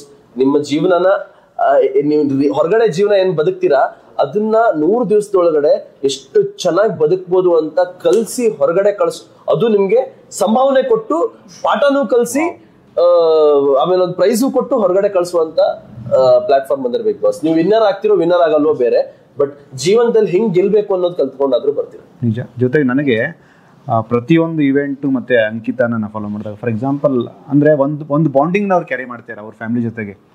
ಅವಾಗ ಸ್ಟೇಜ್ ಮೇಲೆ ಹೋದಾಗ ಅವ್ರದ್ದು ಲುಕ್ ಹಿಂಗ್ ಹೋಗ್ತಾ ಇರುತ್ತೆ. ನಾನ್ ನೋಡ್ತೀನಿ ಯಾರ ಹತ್ರ ಅಂತ, ಅವ್ರ ಸಿಸ್ಟರ್ ಹತ್ರನೋ ಅವ್ರ ತಂದೆ ಹತ್ರನೋ. ಅಂದ್ರೆ ನಾನ್ ಸರಿಯಾಗಿದ್ದೀನ, ನಾನ್ ಕರೆಕ್ಟಾಗಿ ಮಾತಾಡ್ತೀನ ಅಂತ ಪಾಯಿಂಟ್ ಔಟ್ ಮಾಡ್ತಿರ್ತಾರೆ. ರೈಟ್? ಅಲ್ಲ, ಅದೇ ಸರಿಯಾಗಿದ್ದೀನ ಅಂತ ಇಲ್ಲ, ನಾ ಮಾತಾಡೋ ಮಾತು ಕನ್ವಿಕ್ಷನ್ ಇದೆಯೋ ಐ ಡೋಂಟ್ ನೋ. ನನ್ಗೆ ಅಪ್ಪ ಅಮ್ಮ ಹೆಂಗೆ ರಿಯಾಕ್ಟ್ ಮಾಡ್ತಾರೆ ಅನ್ನೋದನ್ನ ನಾನು ನೋಡ್ಬೇಕು ಅಲ್ವಾ. ನಾ ಅಬ್ಸರ್ವ್ ಮಾಡಿದೀನಿ. ನಗ್ತಾ ಇದಾರಾ, ಏನ್ ಮಾಡ್ತಿದಾರೆ, ಅದು ಈಗಲ್ಲ. ನನ್ಗೆ ಈಗ ನಮ್ ಸಿನಿಮಾ ಅಲ್ಲಿ ತೆರೆ ಮೇಲೆ ಬರ್ತಿರುತ್ತೆ ಅನ್ಕೊಳ್ಳಿ, ಇಬ್ಬನಿ ತಬ್ಬಿದ ಇಳೆಯಲಿನೂ ಹಾಗೆ ಆಯ್ತು. ಕಥೆ ಏನು ಹೇಳಿರ್ಲಿಲ್ಲ ಅವ್ರಿಗೆ, ಅವ್ರು ಸಿನಿಮಾ ನೋಡ್ಬೇಕು ಅಷ್ಟೇ ಅನ್ನೋದು ನನ್ಗಿತ್ತು. ಸಿನಿಮಾ ನೋಡುವಾಗ ಸಿನಿಮಾ ನೋಡೋದಕ್ಕಿಂತ ಇವ್ರಿಬ್ರು ಹೆಂಗ್ ನೋಡ್ತಾ ಇದಾರೆ, ನಗ್ತಾ ಇದಾರ, ಅಳ್ತಾ ಇದಾರ, ಹೆಂಗ್ ರಿಯಾಕ್ಟ್ ಮಾಡ್ತಿದಾರೆ, ಅದೇನೋ ಒಂದ್ ರೀತಿಯಾಗಿ ನನ್ಗೆ ಖುಷಿ ಕೊಡುತ್ತೆ ಅಷ್ಟೇ. ಹಾಗಾಗಿ ಖುಷಿಯಾಗಿದಾರಪ್ಪ ಅವರು ಅಂತ ಆಗಾಗ ನೋಡ್ತಾ ಇರ್ತೀನಿ ನಾನು ಸ್ಟೇಜ್ ಮೇಲೆ ಇದ್ದಾಗ. ಇನ್ನೇನಿಲ್ಲ, ಸರಿ ಇದೀನ ಇದಿಲ್ಲ ಆತರ ಇಲ್ಲ. ಪಾಪ ಆ ಲೆವೆಲ್ ಅಲ್ಲಿ ಅಪ್ಪ ಅಮ್ಮ ಇಬ್ರು ನಂಗೆ ನೆಕ್ಸ್ಟ್ ಲೆವೆಲ್ ಫ್ರೀಡಮ್ ಕೊಟ್ಟಿದ್ದಾರೆ. ನಿಂಗೆ ಹೆಂಗ್ ಬೇಕೋ ಹಂಗಿರೋ, ಏನಾದ್ರೂ ಮಾತಾಡು, ತುಂಬಾ ಒಳ್ಳೆ ಸಿನಿಮಾಗಳನ್ನ ಮಾಡು, ನಿನ್ಗೆ ಏನ್ ಇಷ್ಟ ನೀನ್ ಅದ್ ಮಾಡುಕಂದ ಅಂತ ಅಪ್ಪ ಅಮ್ಮ ಇಬ್ರು. ಹಾಗಾಗಿ ಆ ಭಯ ಇಲ್ಲ, ಕರೆಕ್ಟ್ ಆಗಿ ಮಾತಾಡ್ತಿದ್ದೀನ ಇದೆಲ್ಲ ಇಲ್ಲ ನನ್ಗೆ. ಸುಮ್ನೆ ಮಾತಾಡುವಾಗ ಏನ್ ಮಾಡ್ತಿದಾರ ಇವರು, ನೋಡ್ತಾ ಇದಾರ ನಾ ಮಾತಾಡ್ತಿರೋದನ್ನ, ನಗ್ತಾ ಇದಾರ. ಆಮೇಲೆ ಕೆಲವು ವಿಷಯಗಳನ್ನೆಲ್ಲ ನಾನ್ ಮನೇಲಿ ಡಿಸ್ಕಸ್ ಮಾಡಿರ್ತೀನಿ. ಅಂದ್ರೆ ಯಾವ್ದೋ ಒಂದ್ ಸಂದರ್ಭ ಹೇಳಿರ್ತೀನಿ, ಹಿಂಗ್ ಅನ್ಸ್ತು ಅಪ್ಪ ಅವಾಗ, ಹಂಗಂಗಾಯ್ತು ಅಂತ. ಅದನ್ನ ನಾನು ಸ್ಟೇಜ್ ಮೇಲೆ ಹೇಳ್ತಿರ್ತೀನಲ್ವಾ, ಸುಮ್ನೆ ನಾವಿಬ್ರು ರಿಲೇಟ್ ಮಾಡ್ಕೋತಾ ಇದೀವಾ, ನಿಂಗ್ ಗೊತ್ತಾಯ್ತಾ ನಾನು ಏನ್ ಹೇಳಿದ್ದೆ ಅನ್ನೋ ಅಂತ ವಿಷಯಗಳು. Definitely. And one of the best critics ನಿಮ್ಗೆ ಎಂಟೈರ್ ಯೂನಿವರ್ಸ್ ಅಲ್ಲಿ ನಿಮ್ಮ ಅಪ್ಪ ಅಮ್ಮ. ಸೂಪರ್. ಅಂದ್ರೆ ಅದ್ ಬಿಟ್ರೆ ನಿಮ್ ಸಿಬ್ಲಿಂಗ್ಸ್. ರೀಸನ್ ಅಲ್ಲಿ ಯಾವುದೇ ಮುಚ್ಚುಮರೆ ಇಲ್ಲ. ಅಂಡ್ ನಿಮ್ಗೆ ಖುಷಿ ಪಡಿಸಿ ಅವ್ರಿಗೇನು ಸಾಧಿಸೋ ಅಂತದ್ದು ಏನು ಇಲ್ಲ. ಇನ್ಫ್ಯಾಕ್ಟ್ ಅವ್ರಿಗೆ ಎಷ್ಟು ಸಾಧ್ಯನೋ ಅಂದ್ರೆ ಒಳ್ಳೆ ಪಾಯಿಂಟ್ಸ್ ಹೇಳದೇ ಇರ್ಬೋದು, ಬಟ್ ಎಲ್ಲಿ ನೀವು ತಪ್ಪು ಮಾಡಿದೀರಾ ಅದನ್ನ ಯಾವತ್ತೂ ಹೇಳ್ತಾರೆ. ಅಂಡ್ ಅದನ್ನ ನಮ್ಮನ್ನ ಬೆಟರ್ ಮಾಡ್ಕೊಳ್ಳೋದಕ್ಕೆ ಸಾಧ್ಯ ಆಗೋದು ಅದು ಒಂದೇ ಪಾಯಿಂಟ್. ತುಂಬಾ ಜನ ಇವಾಗ ನಿಮ್ಗೆಲ್ಲೋ ನನ್ನ ಭಾಷಣ ಮಾಡ್ಬೇಕಾದ್ರು ಅಥವಾ ನಾನು ಎಲ್ಲೋ ಆಕ್ಟಿಂಗ್ ಮಾಡ್ಬೇಕಾದ್ರು ಸ್ವಲ್ಪ ಇಷ್ಟ ಆಗಿಲ್ಲ ಅಂದ್ರೂ ಯಾವ್ದೋ ಒಂದ್ ಚಿಕ್ಕ ಪಾಯಿಂಟ್ ಗುರು, ಯಾಕೆ ಅದನ್ನ ಮಾತಾಡ್ಲಿ, ನಾನು ಸಕದಾಗ ಮಾಡಿದ್ರಿ ನೀವು ಅದ್ರಲ್ಲಿ ಹಂಗಾಗಿತಿ. ಬಟ್ ತಂದೆ ತಾಯಿ ಮಾತ್ರ ಯಾಕೆ ಆತರ, ಅವ್ರಿಗೆ ನಾಲೆಜ್ ಇಲ್ಲದೆ ಇರ್ಬೋದು ಅದ್ರ ಬಗ್ಗೆ, ನೀನ್ ಯಾಕೆ ಆತರ ಮಾತಾಡ್ದೆ, ಈ ಇಂಟರ್ವ್ಯೂ ಅಲ್ಲಿ ಇವ್ರ ಹತ್ರ ಯಾಕೆ ಈ ತರ ಮಾತಾಡ್ದೆ ಅಂತ ಹೇಳೋದು ಅವ್ರು ಮಾತ್ರ. ಯಾಕಂದ್ರೆ ಅವ್ರಿಗೆ ನಿಮ್ಮನ್ನ ಮೆಚ್ಚಿಸಿ ಅವ್ರಿಗೆ ಏನಾದ್ರು ಒಳ್ಳೇದಕ್ಕೆ ಅವ್ರು ಹೇಳ್ತಿರ್ತಾರೆ. ಆಮೇಲೆ ಇನ್ನೊಂದೇನಂದ್ರೆ ಇವ್ರು ಹೇಳಿದ ಪಾಯಿಂಟ್, ಬಿಗ್ ಬಾಸ್ ಪಾಯಿಂಟ್ ಹೇಳಿದ್ರಲ್ಲ, ಇದು ಹಂಗೆ ಎವ್ರಿ ನೌ ಅಂಡ್ ದೆನ್ ತಂದೆ ತಾಯಿನ ನೋಡುವಾಗ ನನಗೀಗ ಈ ಪಾಯಿಂಟ್ ಆಫ್ ಟೈಮ್ ಅಲ್ಲಿ ಅನ್ಸೋದು, ಇರೋ ಅಷ್ಟು ದಿನ ನಾನು ಚೆನ್ನಾಗಿ ನೋಡ್ಕೋಬೇಕು ಅಪ್ಪ ಅಮ್ಮನ, ಅವ್ರನ್ನ ಖುಷಿಯಾಗಿರ್ಬೇಕು, ಚೆನ್ನಾಗಿ ನೋಡ್ಕೋಬೇಕಂದ್ರೆ ಅವ್ರಿಗೊಂದು ಬಂಗ್ಲೆ ಕೊಡ್ಬೇಕು, ಕಾರ್ ಕೊಡ್ಬೇಕು, ಈ ಒಂದು ಯೋಚನೆ ಇಲ್ಲ ನನ್ಗೆ, ಪುಣ್ಯಕ್ಕೆ. ಇಲ್ಲ ಅಂದ್ರೆ ಸ್ಟ್ರೆಸ್ ಆಗ್ಬಿಟ್ಟಿರೋದೇನೋ. ಬಟ್ ಖುಷಿಯಾಗಿರ್ಲಪ್ಪ ಅಪ್ಪ ಅಮ್ಮ ಅಷ್ಟೇ, ಯಾವತ್ತೂ ದುಃಖ ಪಡದೇ ಇರ್ಲಿ ಅವರು ಅನ್ನೋ ಪ್ರತಿಯೊಂದು ದಿನಾನು ನನ್ಗೆ ಈ ದಿನ ಇಂಪಾರ್ಟೆಂಟ್, ನಾಳೆನೂ ಇಂಪಾರ್ಟೆಂಟ್ ಅನ್ನೋ ತರ ಇವ್ರು ಹೇಗೆ ಹೇಳಿದ್ರಲ್ಲ, ಆ ಎಕ್ಸಾಂಪಲ್ ನನ್ಗೆ ತಂದೆ ತಾಯಿ ವಿಷಯದಲ್ಲಾಗ್ಲಿ ಅಥವಾ ನನ್ನ ತಂಗಿ ವಿಷಯದಲ್ಲಾಗ್ಲಿ ಬರುತ್ತೆ. ನಮ್ ಪ್ರೀತಿ ಪಾತ್ರರು ಯಾರಿದ್ದಾರೆ, ನನ್ಗೆ ಸಿಕ್ಕಿರೋ ದಿನ ಇದು, ಎಷ್ಟಾಗುತ್ತೋ ನಾನಷ್ಟು ಧಾರೆ ಎರಿಬೇಕು ಅಂತ. ಖಂಡಿತ ಆ ಒಂದು ಥಾಟ್. ಈ ವಿಷಯಕ್ಕೆ ಬಿಡಿ, ಶೈನ್ ಪ್ರತಿ ಹೆಜ್ಜೆನೂ ಫೈಟ್ ಮಾಡಿದ್ದು ನಾವು ನೋಡಿದೀವಿ. ಅಂದ್ರೆ ಅವಕಾಶನ ಮೀರಿ ನಾವೇನೋ ಸಾಧನೆ ಮಾಡೋದಕ್ಕೆ ಹೊರಟಾಗ ಸಮ್ಟೈಮ್ಸ್ ಅನ್ಸಿದ್ದು ಸಿಗೋದಿಲ್ಲ, ಆಗೋದಿಲ್ಲ. ಬಟ್ ಆ ಪ್ರಯತ್ನ, ಆ ಗ್ರಹಿಕೆ ಗಟ್ಟಿಯಾಗಿದ್ದಾಗ ಒಂದೊಂದು ಹೆಜ್ಜೆ ಮುಂದೆ ಹೋಗ್ತಾ ಇರುತ್ತೆ ಅಲ್ವಾ. ನನಗೆ ಅಜನೀಶ್ ಅವ್ರದ್ದು ಅಂದ್ರೆ ಒಬ್ಬ ಮ್ಯೂಸಿಕ್ ಡೈರೆಕ್ಟರ್, ಒಂದು ಸಿನಿಮಾ ಮಾಡಬೇಕು, ಅದು ದೊಡ್ಡ ಸ್ಕೇಲಲ್ಲಿ ಮಾಡಬೇಕು, ಎಂತೆಂತ ದೊಡ್ಡ ದೊಡ್ಡ ನಟರು ನಿಮ್ ಜೊತೆ ಇದ್ದಾರೆ. ನೀವು ಮೊನ್ನೆ ಮಾತಾಡ್ಬೇಕಾದ್ರೆ ದೇವರಾಜ್ ಸರ್ ಬಗ್ಗೆ ಮಾತಾಡಿದ್ದು ನಾನು. ಅಂದ್ರೆ ಇಟ್ಸ್ ಆಲ್ ಅಬೌಟ್ ರೆಸ್ಪೆಕ್ಟ್ ಅಲ್ವಾ. ಅಂದ್ರೆ ಕನಸು, ಅಂದ್ರೆ ಇವನ್ ಅಂಕಿತ ಕೂಡ ಕನಸು, ಕೆಲಸ ಮತ್ತು ಇನ್ನೊಂದೇನೋ 3 ಪದ ಹೇಳಿದ್ರೆ ನೀವು, ಸಖತ್ತು ಕಥೆ ನೋಡಿ. ಕನಸಲ್ಲಿ ಒಂದು ಒಳ್ಳೆ ಕತೆ, ಅದು ಕೆಲಸವಾಗಿರು, ಏನಾದ್ರೂ ನೀವು ಮಾಡ್ಕೊಳ್ಳಿ, ನೀವು ಎಲ್ಲವೂ ಕಂಟಿನ್ಯೂಟ್ ಆಗುತ್ತೆ ಅಲ್ವಾ. ಆ ತರದ ಸೆಲೆಬ್ರೇಷನ್ ಕೂಡ ಹೇಗಿತ್ತು ಸೆಟ್ ಅಲ್ಲಿ ಅಥವಾ ಅವ್ರ ಜೊತೆ ಟ್ರಾವೆಲಿಂಗ್ ಅಲ್ಲೆಲ್ಲ ಸೀನಿಯರ್ಸ್ ಜೊತೆ? ಅದೇ ಅದು ನಾನು ಪ್ರತಿ ಸಲ ಹೇಳ್ತಿದ್ದೀನಿ, ದಟ್ ನಾವ್ ಯಾವ್ದೋ ಒಂದು ಬ್ಯೂಟಿಫುಲ್ ಫಿಲ್ಮ್ ಸ್ಕೂಲ್ ಇಂದ ಹೊರಗಡೆ ಬಂದಂಗಿತ್ತು. ಅಂದ್ರೆ ಈ ಸಿನಿಮಾ ಮುಗಿಸ್ಕೊಂಡು ಹೊರಗಡೆ ಬರೋದು ಬಿಕಾಸ್ ಆಫ್ ಈ ದೇವರಾಜ್ ಸರ್ ಆಗಿರ್ಬೋದು, ಶ್ರುತಿ ಮ್ಯಾಮ್ ಆಗಿರ್ಬೋದು, ಅಥವಾ ಎಲ್ಲ ಆರ್ಟಿಸ್ಟ್ಗಳು ಯಾರೆಲ್ಲ ಇದ್ರು, ಅಂದ್ರೆ ಅಲ್ಲಿ ಏನೋ ಹೇಳ್ಕೊಟ್ರು, ಇದು ಹಿಂಗಲ್ಲ ಕಣೋ, ಹಿಂಗ್ ಆಕ್ಟಿಂಗ್ ಮಾಡೋ, ಅದೆಲ್ಲ ಏನೂ ಇರ್ಲಿಲ್ಲ. ಸುಮ್ನೆ ಏನೇನೋ ಹೇಳ್ಬಾರ್ದು. ಬಟ್ ಅವ್ರ ಜೊತೆ ಜೀವಿಸೋದೆ ಅಂತ ಕಲಾವಿದರ ಜೊತೆ ಜೀವಿಸೋದೇ ಅವ್ರ ಸುತ್ತಮುತ್ತ ಇರೋದೇ ಒಂದು ಜೀವನಕ್ಕೆ ನಿಮ್ಗೆ ಅಲ್ವಾ ಆಸ್ ಅನ್ ಆಕ್ಟರ್. ಅಂದ್ರೆ ನಿಮ್ಗೆ ಆನ್ ಸ್ಕ್ರೀನ್ ಹೆಂಗಿರ್ಬೇಕು ಅಂತ ಹೇಳ್ಕೊಡೋದಕ್ಕಲ್ಲ, ಬಟ್ ಆಫ್ ಸ್ಕ್ರೀನು ಕೂಡ ಹೆಂಗಿರ್ಬೇಕು ಅಂತ ಹೇಳ್ಕೊಟ್ಟಂತ ಒಂದು ಸೆಟ್ ಜಸ್ಟ್ ಮ್ಯಾರಿಡ್. ತುಂಬಾ ಅಥೆಂಟಿಕ್ ಆಗಿ ಲೈಫ್ ನೋಡೋರು. ಅದು ಆಕ್ಟಿಂಗ್ ಟರ್ಮ್ಸ್ ಅಲ್ಲೂ ಅಷ್ಟೇ ಅಥವಾ ನಿಜ ಜೀವನ ಟರ್ಮ್ಸ್ ಅಲ್ಲೂ ಅಷ್ಟೇ. ಒಂದು ಆರ್ಟಿಸ್ಟ್ ನೀನ್ ಇದ್ದಾಗ ಆಫ್ ಸ್ಕ್ರೀನ್ ನೀನ್ ಹೇಗಿರ್ಬೇಕು, ಯಾವ ರೀತಿ. ಈಗ ಕೆಲವು ವಿಧಾನಗಳಿರುತ್ತೆ, ಅದು ಈಗಿನ ಕಾಲದಲ್ಲಿ ನಾವು ಫಾಲೋನೇ ಮಾಡೋದಿಲ್ಲ. ಈಗ ಮೇಕಪ್ ಗೆ ನಮಸ್ಕಾರ ಮಾಡ್ಕೊಳ್ಳೋದಿರ್ಬೋದು, ಕ್ಯಾಮ್ರಾಗೆ ನಮಸ್ಕಾರ ಮಾಡೋದಿರ್ಬೋದು, ಇದು ನನಗ್ ಗೊತ್ತು. ಹಾಗಂತ ಈಗ ನಾಟಕದ ಕಡೆಯಿಂದ ಬಂದವ್ರಿಗೆ ಇದ್ರದ್ದು ಸ್ವಲ್ಪ ಅಭ್ಯಾಸ ರುಚಿ ಗೊತ್ತಿರುತ್ತೆ, ಕೆಲವ್ರಿಗೆ ಗೊತ್ತಿರೋದಿಲ್ಲ. ಇಂಥ ಚಿಕ್ಕ ಚಿಕ್ಕ ವಿಷಯಗಳನ್ನ ನಾವು ದೊಡ್ಡವರಿಂದ ನೋಡಿದಾಗ ಕಲಿಬಹುದು. ಕಲ್ತಾಗ ಓಕೆ, ಸೊ ಶೂಟಿಂಗ್ ಬಂದ್ರೆ ಹಿಂಗ್ ನಮಸ್ಕಾರ ಮಾಡ್ಬಿಟ್ಟೆ ಕೆಲಸ ಶುರು ಮಾಡಿದ್ರೆ ಒಳ್ಳೇದಾಗುತ್ತಾ, ಏನೋ ಒಂದ್ ಪದ್ಧತಿ. ಅದೇನೇನ್ ಈ ತರ ಚಿಕ್ಕ ಚಿಕ್ಕ ಪದ್ಧತಿಯಿಂದ ಹಿಡಿದು ಆಕ್ಟಿಂಗ್ ಅನ್ನೋ ಪರ್ಸ್ಪೆಕ್ಟಿವ್ ಬಂದಾಗ, ಈಗ ಶ್ರುತಿ ಮ್ಯಾಮ್ ಏನೋ ಡಾನ್ಸ್ ಮಾಡ್ತಿದ್ದಾರೆ, ನಾನು ಅದನ್ನ ಟಿವಿಲ್ ನೋಡ್ತಿದೀನಿ. ಟಿವಿಲ್ ನೋಡುವಾಗ ನಾನು ಏನ್ ಅನ್ಕೋತೀನಿ, ಅದ್ರಲ್ಲಿ ಎಷ್ಟೋ ಎನರ್ಜಿ ಇದೆ ಅಂತ ನಾನು ಅನ್ಕೊಂಡಿರ್ತೀನಿ. ಈಗ ನನಗೆ ಅದೇ ಆಪರ್ಚುನಿಟಿ ಬರುತ್ತೆ, ನಾನು ಕ್ಯಾಮ್ರಾ ಮುಂದೆ ನಿಂತ್ಕೋತೀನಿ, ಅದೇ ಸ್ಟೆಪ್ ನನಗ್ ಕೊಡ್ತಾರೆ. ನಾನ್ ನಿಂತ್ಕೊಳ್ಳುವಾಗ ಮಾತ್ರ ನಾನು ತುಂಬಾ ಏನೋ ಬೇರೆ ತರ ಕಾಣಿಸ್ತಿದ್ಯಲ್ಲ ಅಂತ ನನ್ಗನ್ಸುತ್ತೆ. ಇದೆಲ್ಲ ಕಲಿಯೋದಕ್ಕೆ ನನ್ಗೆ ಲೈವ್ ಆಗಿ ನಾನು ಶ್ರುತಿ ಮ್ಯಾಮ್ನ ನೋಡ್ದೆ. ಶ್ರುತಿ ಮ್ಯಾಮ್ ಈಗ ಡಾನ್ಸ್ ಮಾಡ್ತಾ ಇದಾರೆ, ತುಂಬಾ ಎಫರ್ಟ್ಲೆಸ್ ಕಾಣಿಸ್ತಿದೆ. ಎಕ್ಸ್ಪ್ರೆಷನ್ ನಿಜವಾಗ್ಲೂ ಕೊಡ್ತಾ ಇದಾರ ಇವ್ರು, ತುಂಬಾ ಕೈಕಾಲು ಅಳ್ಳಾಡಿಸ್ತಿಲ್ವಲ್ಲ ಇವ್ರು. ಹಿಂಗೆ ಈಗ ಲೈವ್ ಆಗಿ ನೋಡುವಾಗ ನನಗೆ ಆಕ್ಚುಲಿ ಗೊತ್ತಾಗ್ತಿದೆ, ಓಕೆ ಆಕ್ಚುಲಿ ಇಷ್ಟು ಮಾಡಿದ್ರೆ ಸಾಕು, ಇದಕ್ಕಿಂತ ಜಾಸ್ತಿ ಏನ್ ಬೇಡ. ಬಿಕಾಸ್ ಕ್ಯಾಮ್ರಾದಲ್ಲಿ ನೋಡ್ತೀನಿ ಏನ್ ಸಖತ್ತಾಗಿ ಕಾಣಿಸ್ತಾ ಇದೆ, ಇಲ್ಲಿ ನೋಡ್ತೀನಿ ಬರೀ ಅವ್ರು ಇಷ್ಟೇ ಮಾಡ್ತಿದಾರೆ. ಓಕೆ ಸರಿ ಆಯ್ತು, ಸೊ ನಾನು ಈ ಅಪ್ರೋಚ್ ಮಾಡಿದ್ರೆ ಇಲ್ಲಿಗೆ ನಾನು ಲ್ಯಾಂಡ್ ಆಗ್ಬಹುದು.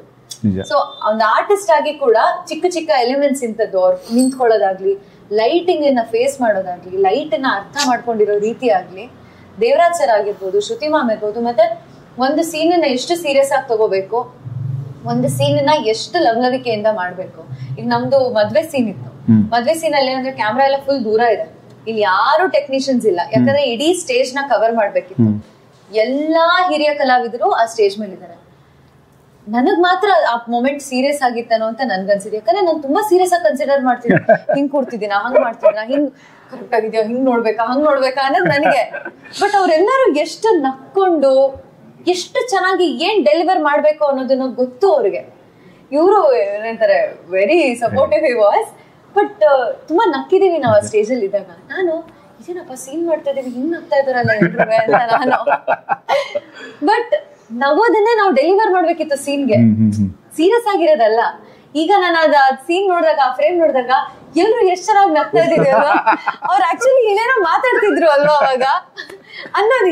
ಈ ತರ ವಿಷಯಗಳೆಲ್ಲ ಏನಿದೆ ಅದನ್ನ ನಾನು ತುಂಬಾ ಕಲ್ತಿದ್ದೀನಿ. ನಾನು ಅಜನೀಶ್ ಸಿಕ್ಕರೆ ಡೈರೆಕ್ಟ್ ಆಗಿ ಕೇಳ್ತೀನಿ, ಅವರು ಏನೋ ಚಿಕ್ಕ ಬಜೆಟ್ ಅಲ್ಲಿ ಮಾಡ್ತಿದೀವಿ ಅಂತಂದ್ರು, ಸರ್ ಫ್ರೇಮ್ ನೋಡಿ ಸರ್, ಆರ್ಟಿಸ್ಟ್ ನೋಡಿ ಸರ್, ಟೆಕ್ನಿಷಿಯನ್ ನೋಡಿ ಸರ್, ಆ ಬಿಗ್ ಕ್ಯಾನ್ವಾಸ್ ನೋಡಿ ಸರ್, ಹೆವಿ ಬಜೆಟ್ ಇದೆ ಸರ್ ಅಂತ ನಾನು ಅವ್ರ ಮೇಲೆ ಒಂದು ಕೇಸ್ ಹಾಕ್ತೀನಿ, ಪ್ರೀತಿಯಿಂದ ಕೇಸ್ ಹಾಕ್ತೀನಿ ಅಲ್ವಾ.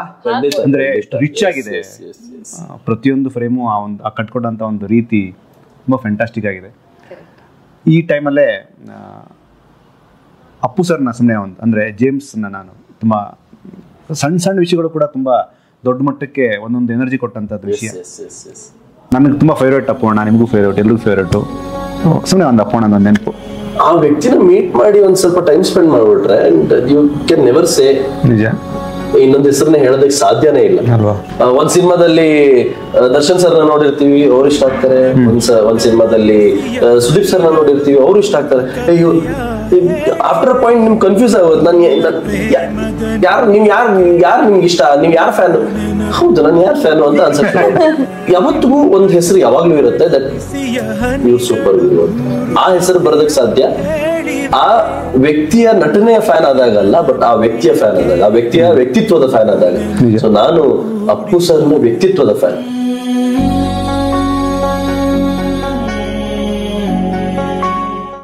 ಅಂದ್ರೆ ನೀವು 5 ನಿಮಿಷ ಮೀಟ್ ಮಾಡಿರ್ಬೋದು ಸರ್, ನಿಮ್ಗೊಂದು ನೆನಪಿರುತ್ತೆ ಅವ್ರ ಜೊತೆ ಹಂಚ್ಕೊಳ್ಳೋದಕ್ಕೆ. ನಿಮ್ಗೆ 5 ನಿಮಿಷ ಸ್ಪೆಂಡ್ ಮಾಡಿ, ನೀವು ಜಾಸ್ತಿನೇ ಸ್ಪೆಂಡ್ ಮಾಡಿರ್ಬೋದು, ಬಟ್ ನಾನು ಹೇಳೋದು 5 ನಿಮಿಷ ಸ್ಪೆಂಡ್ ಮಾಡಿರಿ, ನೀವು ಅವ್ರ ಹತ್ರ 5 ವರ್ಷ ಸ್ಪೆಂಡ್ ಮಾಡಿದೀನೇನೋ ಅಂತ ಹೇಳೋಷ್ಟು ಮ್ಯಾಟರ್ ನಿಮ್ಮ ಹತ್ರ ಇರುತ್ತೆ. ಇನ್ ನಾವು ಇಡೀ ಆಲ್ಮೋಸ್ಟ್ 1-2 ತಿಂಗಳು ಜೊತೆ ಕಳೆದಿದೀವಿ. ಅಂದ್ರೆ ಆ ಜೇಮ್ಸ್ ಪೀರಿಯಡ್ ಅಲ್ಲಿ ಏನಿಲ್ಲ ಅಂದ್ರೂ ಒಂದು 25 ದಿವಸ ಶೂಟ್ ಮಾಡಿದೀವಿ. ಅದಾದ್ಮೇಲೆ ನಾನು ಅವ್ರ ಆಫೀಸ್ಗೆಲ್ಲ ಸುಮಾರು ಸಲ ಹೋಗಿದ್ದೀನಿ, ಅವ್ರು ನಮ್ದು ಹೋಟೆಲ್ ಬಂದು ಇನಾಗ್ರೇಟ್ ಮಾಡಿದ್ರು ಅದ್ರ ನಂತರ. ಸೊ ಅಂದ್ರೆ ಟು ಟೇಕ್ ಅವೇ ಅಲ್ಲ ತುಂಬಾ ಇದೆ.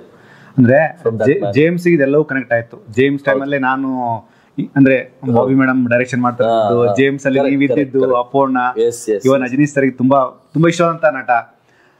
ಅಂಕಿತ, ಒಂದು ಸಿನಿಮಾ ದೊಡ್ಡ ಮಟ್ಟದ ಗ್ರಾಫ್ ಅಲ್ಲಿ ಆಡಿಯನ್ಸ್ ನ ಪುಲ್ ಮಾಡಬೇಕು ಅಂತಂದ್ರೆ ಏನೆಲ್ಲ ವಿಷಯಗಳನ್ನ ಕ್ಯಾರಿ ಮಾಡಬೇಕು? ಅದು ಸಿನಿಮಾ ಕಾಂಟೆಂಟ್ ವೈಸು.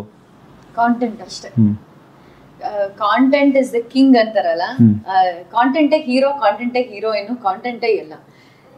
ಮೇಕಿಂಗ್ ಅಂತ ಬಂದಾಗ ಆಫ್ಕೋರ್ಸ್ ಫಿಲ್ಮ್ ಮೇಕಿಂಗ್ಗೆ ಅದರದೇ ಆದಂತಹ ಕೆಲವು ಅಂಶಗಳಿದೆ. ಅದನ್ನ ಡೈರೆಕ್ಟರ್ಸ್ ಆಗ್ಲಿ ಅಥವಾ ಕ್ಯಾಮ್ರಾಮನ್ ಆಗ್ಲಿ ಅವರೆಲ್ಲ ಅದ್ರ ಬಗ್ಗೆ ಸ್ಟಡಿ ಮಾಡ್ತಾರೆ. ಅದ್ರ ಬಗ್ಗೆ ಮಾತಾಡೋಷ್ಟು ದೊಡ್ಡೋಳು ನಾನಲ್ಲ. ಆದ್ರೆ ಎಲ್ಲೇ ಹೋದ್ರು ಏನೇ ಮಾಡಿದ್ರು ಕಥೆ ಅನ್ನೋದು ತುಂಬಾನೇ ಮುಖ್ಯ ಆಗುತ್ತೆ ಅನ್ನೋದು ಇಡೀ ವರ್ಲ್ಡ್ ಅಲ್ಲೇ ಅದು ನಿಯಮ ಅನ್ಸುತ್ತೆ. ಸಿನಿಮಾ ಅಂತ ಬಂದಾಗ ಕಥೆ ಹೇಗಿದೆ, ನಾನು ಅಬ್ಸರ್ವ್ ಮಾಡಿರೋದು ಏನಂತಂದ್ರೆ ಕಥೆ ಚೆನ್ನಾಗಿದ್ರೆ ಯಾರು ಸಿನಿಮಾಟೋಗ್ರಫಿ ಚೆನ್ನಾಗಿದೆ, ಮ್ಯೂಸಿಕ್ ಚೆನ್ನಾಗಿದೆ ಅಂತ ಹೇಳೋದು. ನಾವು ಒಂದ್ ಸಿನಿಮಾ ನೋಡ್ಕೊಂಡ್ ಬಂದ್ಮೇಲೆ ಮ್ಯೂಸಿಕ್ ತುಂಬಾ ಚೆನ್ನಾಗಿದೆ, ಸಿನಿಮಾಟೋಗ್ರಫಿ ಚೆನ್ನಾಗಿದೆ ಅಂತ ಹೇಳ್ತಿದೀವಿ ಅಂದ್ರೆ ಕಥೆ ಜೊತೆ ನಾವ್ ಇನ್ನೂ ಸ್ವಲ್ಪ ಕನ್ವಿನ್ಸ್ ಆಗಿಲ್ಲ ಅಂತ ಅರ್ಥ. ನಾವ್ ಕಥೆ ಏನಾದ್ರೂ ನಮ್ಗೆ ಇಷ್ಟ ಆಗಿದ್ರೆ ನಮಗ್ ಯಾವ್ದು ಕಣ್ಣಿಗೆ ಬರೋದಿಲ್ಲ. DOP ಏನ್ ಮಾಡಿದಾರೆ, ಮ್ಯೂಸಿಕ್ ಡೈರೆಕ್ಟರ್ ಏನ್ ಮಾಡಿದಾರೆ ಏನು ಗೊತ್ತಿಲ್ಲ. ನಮಗ್ ಕಥೆ ಅದಂತೂ ಎಷ್ಟ್ ಚೆನ್ನಾಗಿತ್ತಲ್ವ, ಆ ಸೀನ್ ಎಷ್ಟ್ ಚೆನ್ನಾಗಿತ್ತಲ್ವ, ಅವಾಗ ನಿಂಗ್ ನಗು ಬಂತ. ಕಥೆ ಇದು ನಮ್ಗೆ ರೆಸ್ಪಾನ್ಸ್ ಬೇಕಾಗಿರೋದು. ಆಲ್ವೇಸ್ ಕಾಂಟೆಂಟೇ ಮಾತಾಡಬೇಕು. Any time content is the king. ನಾನು ಹೇಳದಲ್ಲ, ಜೀರ್ಣಿಸ್ಕೊಳ್ಳೋ ಈಗ ಪಾತ್ರಧಾರಿಗಳಾಗಿ ಒಂದು ಅಂಕಿತ ಆಗಿ ಆ ಪಾತ್ರನ ಜೀರ್ಣಿಸ್ಕೊಳ್ಳೋ ಶಕ್ತಿ ಮಾತ್ರ ನನಗೆ ಇರೋದು ನನ್ನ ಕೈಯಲ್ಲಿ. ನಾನು ಚೆನ್ನಾಗಿ ಜೀರ್ಣಿಸ್ಕೊಂಡ್ರೆ ನನ್ನ ಪರ್ಫಾರ್ಮೆನ್ಸ್ ಚೆನ್ನಾಗಿರುತ್ತೆ. ಆ ಪಾತ್ರನ ನಾನು ಅರ್ಥ ಮಾಡ್ಕೊಳ್ದೆ ಅರ್ಧಂಬರ್ಧ ಜೀರ್ಣಿಸ್ಕೊಂಡ್ರೆ ನಾನು ಡೆಲಿವರ್ ಕರೆಕ್ಟ್ ಆಗಿ ಮಾಡೋದಕ್ಕಾಗೋದಿಲ್ಲ ಅಷ್ಟೇ. ಬಟ್ ಯಾರು ನನಗೆ ಊಟ ಮಾಡಿಸ್ತಿದ್ದಾರೆ, ತಿನ್ಸ್ತಿದ್ದಾರೆ, ಅದ್ ಏನ್ ಕಥೆ ಇದೆ ಅದಿದೆಯಲ್ಲ ಅದು ತುಂಬಾನೇ ಇಂಪಾರ್ಟೆಂಟ್. ನಿಜ, ತುಂಬಾನೇ. ಮೇಲಾಗಿ ಪ್ರೇಮ ಕವಿ ಕೆ ಕಲ್ಯಾಣ್ ಅವರು, ಡಾಕ್ಟರ್ ವಿ ನಾಗೇಂದ್ರ ಪ್ರಸಾದ್ ಅವರು, ಧನಂಜಯ ರಂಜನ್ ಅವರು, ಪ್ರಮೋದ್ ಮರವಂತೆ ಅವರು, ಅದ್ಭುತವಾದಂತ ದೊಡ್ಡ ಅಂದ್ರೆ ಸಾಹಿತ್ಯಿಕವಾಗಿ ದೊಡ್ಡ ಕೆಪಾಸಿಟಿ ಇರುವಂತಹ ರೈಟರ್ಗಳು ನಿಮ್ಮ ಸಿನಿಮಾ ಬರೆದಿದ್ದಾರೆ. ಪ್ರತಿ ಹಂತಕ್ಕೂ ನಾವು ಅದನ್ನ ಎಂಜಾಯ್ ಮಾಡಿದೀವಿ. ಈ ಸಾಂಗ್ ಗಳು ಅವ್ರ ಹೆಂಗಿದೆ ನಿಮ್ ಸರೌಂಡಿಂಗ್ಸ್, ಇಂಡಸ್ಟ್ರಿಯಿಂದ, ನಿಮ್ಮ ಫ್ಯಾನ್ಸ್ ಇಂದ ಎಲ್ಲವೂ? ಚೆನ್ನಾಗಿದೆ. ಅಂದ್ರೆ ನನ್ಗೂ ಪ್ರತಿ ಈ ಸಾಂಗ್ ಆದ್ಮೇಲೆ ಇದಿಷ್ಟ ಅಂತ ಅನ್ಸಿದಾಗ ನೆಕ್ಸ್ಟ್ ಇನ್ನೊಂದ್ ಸಾಂಗ್ ಬಂದಿರುತ್ತೆ, ಚೆನ್ನಾಗಿದೆ, ಈಗ ಇದ್ ನನ್ ಫೇವರೇಟ್.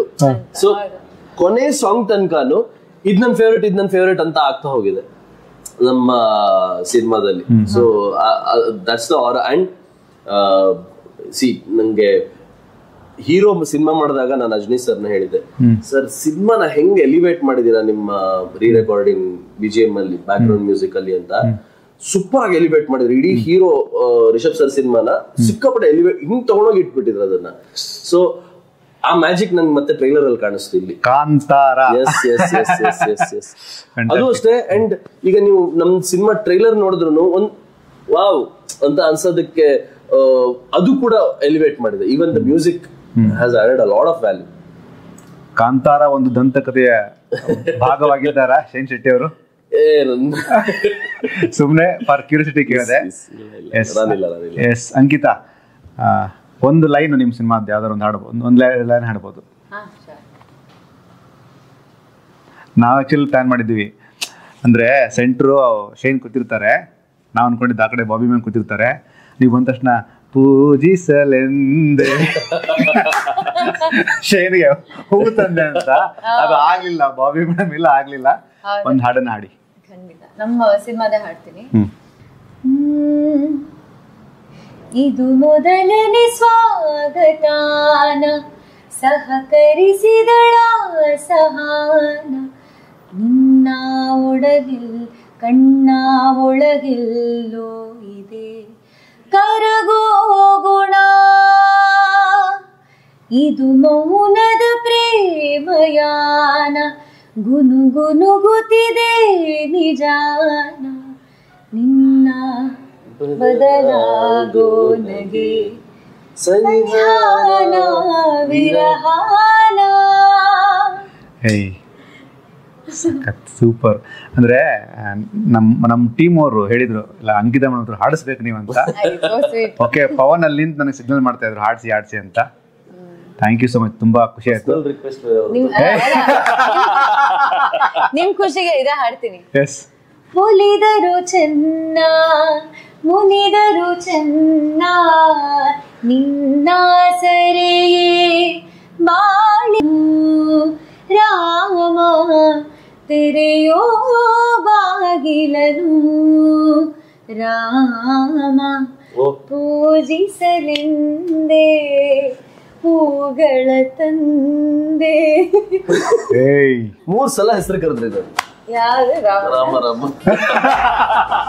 ಅಲ್ಲಲ್ಲ, ನಿನ್ನೆ ಮೊನ್ನೆ ಕೃಷ್ಣ ಜನ್ಮಾಷ್ಟಮಿ ಆಯ್ತು, ಇವತ್ತು ನಾವು ರಾಮನವಮಿನ ಆಚರಿಸಿದ್ವಿ. ಫ್ಯಾಂಟಾಸ್ಟಿಕ್. ಚೆನ್ನಾಗಿ ಹಾಡಿದ್ರಿ. ಅದು ಶ್ರುತಿ ಚೆನ್ನಾಗಿತ್ತು. ನೀವ್ ಹೇಳ್ಕೊಟ್ಟಾಗೆ ಹಾಡಿದೀನಿ. ಹೌದೌದು. ಇಲ್ಲ, ಚೆನ್ನಾಗಿತ್ತು. ಜಸ್ಟ್ ಮ್ಯಾರಿಡ್ ನೀವ್ ಹೇಳ್ಕೊಟ್ಟಂಗೆ ಆಡಿದ್ದೀನಿ ನಾನು. Very nice. ಬಹಳ ಖುಷಿ ಆಯ್ತು. Thank you so much Ankita, thank you so much Shine. Welcome sir. ಪ್ರತಿ ಸಾರಿನೂ ಮೀಟ್ ಮಾಡಿದಾಗ ಪ್ರತಿಯೊಂದು ಸಂದರ್ಶನ ಕೂಡ ನನಗೆ ಎಷ್ಟು ಎನರ್ಜಿ ಕೊಡುತ್ತೋ ನಿಮ್ಮ ವೃತ್ತಿ ಜೀವನಕ್ಕೂ ಒಂದೊಂದು ಹೊಸ ದಾರಿ ಓಪನ್ ಆಗ್ತಾ ಹೋಗ್ಬೇಕು. ಅಂದಾಗ್ಲೇನೆ ನೀವು ಕಂಡ ಕನಸು ದೊಡ್ಡ ಹೊಸ ದಾರಿ ಓಪನ್ ಆದ್ರೆ ತಾನೇ ನೀವು ಮತ್ತೆ ಇಂಟರ್ವ್ಯೂ ಮಾಡೋದು. 100%. Very true. ನಿಮ್ಮ ಮುಂದಿನ ಎಲ್ಲ ಜರ್ನಿಗೂ ರಾಘವೇಂದ್ರ ಚಿತ್ರವಾಣಿ ತಂಡದ ಕಡೆಯಿಂದ ತುಂಬ ಹೃದಯದ ಶುಭಾಶಯಗಳು, ಧನ್ಯವಾದಗಳು. ರಾಯರ ಆಶೀರ್ವಾದ. ಬಾಬಿ ಅವ್ರ ಮೇಲೆ, ಅಜನೀಶ್ ಸರ್ ಮೇಲೆ, ಇಡೀ ತಂಡದ ಮೇಲೆ ಇರಲಿ. Thank you so much. ಇದಿಷ್ಟು ಶೈನ್ ಶೆಟ್ಟಿ ಮತ್ತು ಅಂಕಿತಾ ಅವರ ಮಾತು. ಸಿನಿಮಾ 100% ನಿಮಗೆ ಎಂಟರ್ಟೈನ್ ಮಾಡುತ್ತೆ. ಯಾವುದೇ ಕಾರಣಕ್ಕೂ ಸಿನಿಮಾವನ್ನು ತಪ್ಪದೆ ಚಿತ್ರಮಂದಿರ ನೋಡಿ. ಯಾವುದೇ ಕಾರಣಕ್ಕೂ ಪೈರಸಿ ಕಾಪಿ ಬೇಡ. Thank you so much.